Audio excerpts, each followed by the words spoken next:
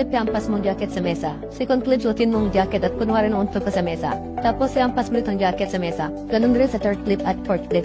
Open ang 4 na clip sa CapCut. Split mo dito part kung saan tumama ang jacket sa mesa. Next, split mo dito part kung saan wala ng tao, then delete mo yung last part. Next, overlay ang second clip. Itapat mo lang sa baba ng first clip. Split mo lang dun sa part na nauntog ka, then delete mo yung nasa unahan.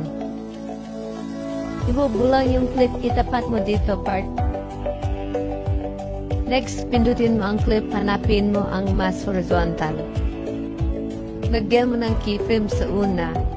I-move lang yung mas hanggang mawala isang tao.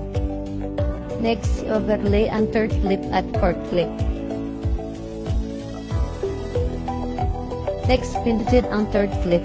Hanapin mo lang yung part na patayo pa. Split mo dyan part na delete ko na sa una. Itapat mo dito sa second clip kung saan ihampas mo yung jacket sa mesa. Hanapin mo ulit ang mas horizontal. Maglagay ko ulit ng keyframe sa una. Huwag mo lang yung mas hanggang mawala isang tao. Next, same process na second clip and third clip ang gagawin mo sa fourth clip. Export the video and that's it.